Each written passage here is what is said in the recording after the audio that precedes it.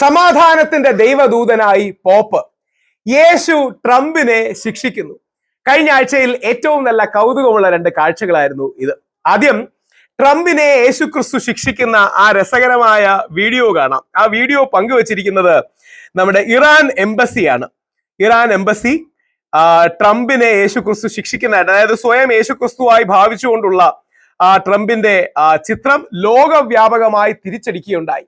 Christian രാജ്യങ്ങൾ, Christian ഭൂരിപക്ഷ രാജ്യങ്ങൾ, ഇറാൻ, ലോകത്തെ വ്യത്യസ്ത എല്ലാ ബുദ്ധിയും ബോധവും വിവരമുള്ള രാജ്യങ്ങൾ അതിനെ തെള്ളിപ്പറയുകയും അപലപിക്കുകയും ചെയ്തു. ദൈവപുത്രനായ യേശു ക്രിസ്തു എവിടെ കിടക്കുന്നു? യുദ്ധക്കൊതിയനായ ട്രംപ് എവിടെ കിടക്കുന്നു? അല്ലെങ്കിൽ യുദ്ധക്കൊതിയനായി മാറിയ ട്രംപ് എവിടെ കിടക്കുന്നു? ആദ്യം യുദ്ധക്കൊതിയനായിരുന്നില്ല, യുദ്ധങ്ങൾ അവസാനിപ്പിക്കുമെന്ന് പറഞ്ഞാണ് വന്നത്, പിന്നീട് യുദ്ധത്തിലേക്ക് എത്തിയതാണ്. അപ്പോ ആ ട്രംപിന്റെ ചിത്രത്തെ ട്രോളി ഇറാന്റെ എംബസി. ഇതിൽ ഏറ്റവും വലിയ കൗതുകം എന്താ അറിയോ? എംബസി തലത്തിലടക്കമാണ് വേൾഡ് വൈഡ് ആയിട്ടുള്ള ഈ കമ്മ്യൂണിക്കേഷൻ വാർ നടക്കുന്നത്.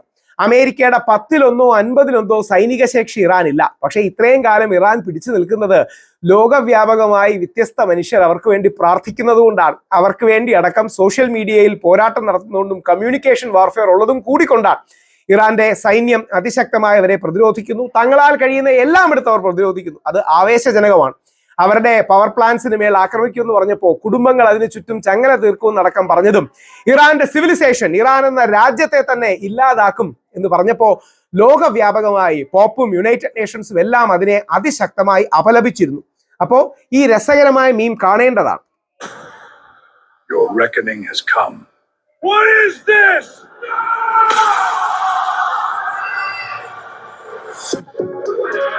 യേശു അങ്ങനെ ട്രംപിനെ തള്ളി നരകത്തിലേക്കിട്ട ആ വീഡിയോ ലോകവ്യാപകമായി വൈറലാകുകയും ചെയ്തു. ഇനിയും രണ്ട് അതോടൊപ്പം അതിൽ രക്തം വരുന്ന കാണിക്കണ്ടായിരുന്നു. കാര്യം യേശു ക്രിസ്തുവിന്റെ കൂടെ, വേറെ അർത്ഥത്തിലല്ല, എന്താ പറയുക, കുറച്ചുകൂടെ സോഫ്റ്റ് ആക്കായിരുന്നു. പക്ഷെ വളരെ വളരെ ഇമ്പോർട്ടന്റ് ആയ കാര്യമാണ് അവർ ചെയ്തിരിക്കുന്നത്. ഇനി അടുത്തത് ഏറ്റവും നമ്മൾ കാണേണ്ട, ശ്രദ്ധിക്കേണ്ട കാര്യങ്ങളിൽ ഒന്നാണ്. ലോകാരാധ്യനായ പോപ്പ്, അതായത് മാർപ്പാപ്പ, വ്യത്യസ്ത പള്ളികളടക്കം സന്ദർശിക്കുന്ന ചിത്രങ്ങൾ, അൾജീരിയയിലെ ലോകത്തിലെ ഏറ്റവും വലിയ 3ാമത്തെ പള്ളി അടക്കം സന്ദർശിക്കുന്ന ചിത്രങ്ങൾ ലോകവ്യാപകമായി ശ്രദ്ധ ആകർഷിച്ചു. അത് പോപ്പിന്റെ ഏറ്റവും വലിയ പീസ് ഇനീഷ്യേറ്റീവ്സിൽ ഒന്നാണ്. അവിടെ അദ്ദേഹം സഞ്ചരിക്കുകയും അദ്ദേഹം ആ വ്യത്യസ്ത സ്ഥലങ്ങളിൽ പോവുകയും ചെയ്ത ചിത്രങ്ങൾ ഞാൻ ആ ചിത്രങ്ങളും കൂടെ കാണിക്കാം. ചിത്രങ്ങൾ വളരെ ആവേശജനകമാണ്. പോപ്പ് അങ്ങനെ ലോകത്തിന്റെ വ്യത്യസ്ത ഭാഗങ്ങളിൽ സമാധാനത്തിന്റെ പാതയിലൂടെ പോകുന്നതാണ് നമുക്ക് കാണുന്നത്.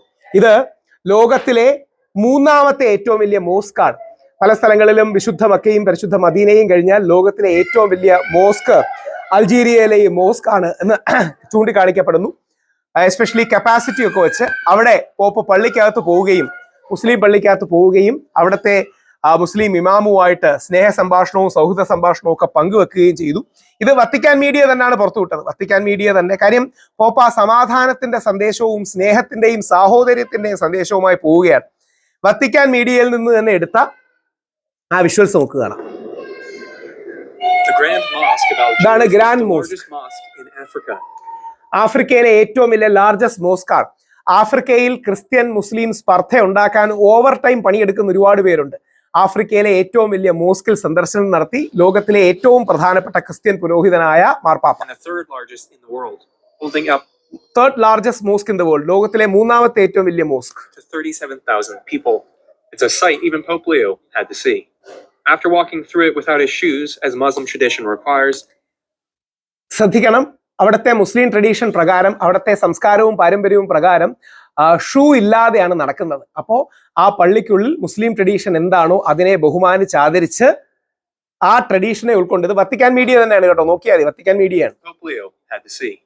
After walking through it without his shoes, as Muslim tradition requires, the Pope paused for a moment of silence, accompanied. ഗംഭീരം. ആ പള്ളി കാണേണ്ട ഒരു പള്ളിയാണ്. പറ്റുമെങ്കിൽ എപ്പോഴെങ്കിലും ആഫ്രിക്ക സന്ദർശനത്തിനാണ് ഞാൻ പോയി കാണുകയും ചെയ്യും. ഇമാമിനോടൊപ്പം പോപ്പ് ധാരാളം സമയം ചെലവഴിച്ചു. Interreligious dialogue took place in which Pope Leo highlighted the importance of coexistence between the two religions. Christian Muslim ഐക്യത്തിന്റെ പ്രാധാന്യം ഊന്നി പറഞ്ഞും അത് ഉയർത്തിപ്പിടിച്ചും Pope. A vivere insieme con rispetto per la dignità di ogni persona umana. Then, following a private meeting with Augustinian nuns, the Pope went to the Basilica of Our Lady of Africa, where he was welcomed by the country's small Catholic community. After listening to several testimonies, the Pope addressed them with these warm words. He spoke to them about the martyrs of the land. L'amour pour les frères qui a suscité le témoignage des martyrs dont nous avons fait mémoire. Face à la haine et à la violence, ils sont restés fidèles à la charité. അവിടുത്തെ വിഷയങ്ങൾ ഊന്നി പറഞ്ഞ് ചില പ്രശ്നങ്ങൾ ഉണ്ടായിട്ടുണ്ട്. പ്രശ്നങ്ങൾ എല്ലാ രാജ്യത്തും ഉണ്ടാകും. അതിന്റെ സൊല്യൂഷൻ ആണ് പ്രധാനം, സമാധാനമാണ് പ്രധാനം. Ils l'ont fait sans prétention. ശ്രദ്ധിക്കണം, നമ്മൾ പലരും അങ്ങനെ ത്യാഗം ചെയ്തിട്ടുണ്ട്. ധാരാളം Christian Muslim men and woman, അദ്ദേഹം തന്നെ എടുത്തു പറയാണ്, Christian Muslim men and woman അവരുടെ നാടിന് വേണ്ടി അടക്കം ത്യാഗം ചെയ്തിട്ടുണ്ട്. നമുക്ക് ഒരുമിച്ച് വരണം. Sans faire du bruit, avec la sérénité et la fermeté de ceux qui ne se vantent pas et ne désespèrent pas, car ils savent à qui ils ont fait confiance. പരസ്പര വിശ്വാസവും മറ്റും. ഇവിടെയാണ് പോപ്പ് ദൈവത്തിന്റെ ദൂതനാകുന്നത്. ഏറ്റവും മനോഹരമായ രീതിയിൽ എന്താ പറയണേ, ലോക നന്മയ്ക്ക് വേണ്ടി പ്രവർത്തിക്കുന്നത്. ആ പോപ്പിന്റെ പാത വിജയിക്കട്ടെ, ക്രിസ്തു മാർഗം വിജയിക്കട്ടെ, ട്രംപ് മാർഗം പരാജയപ്പെടട്ടെ. ഗാന്ധിജിയുടെ മാർഗം, പോപ്പിന്റെ മാർഗം, യേശുക്രിസ്തുവിന്റെ മാർഗം, ദൈവമാർഗം അത് വിജയിക്കട്ടെ. പോപ്പിന്റെ മാർഗം, യുദ്ധത്തിന്റെ മാർഗം, ഫാസിസത്തിന്റെ മാർഗം, ആക്രമണത്തിന്റെ മാർഗം പരാജയപ്പെട്ട് പോപ്പിന് ആ സാഷ്ടാംഗ പ്രണാമം അർപ്പിച്ചുകൊണ്ട് ട്രംപിനെ പോലുള്ള യുദ്ധക്കുതിയന്മാരായി മാറിയ ആൾക്കാർ, ആദ്യമേ യുദ്ധക്കുതിയനായിരുന്നില്ല, യുദ്ധക്കുതിയന്മാരായി മാറിയ ആൾക്കാർ പരാജയപ്പെട്ടു.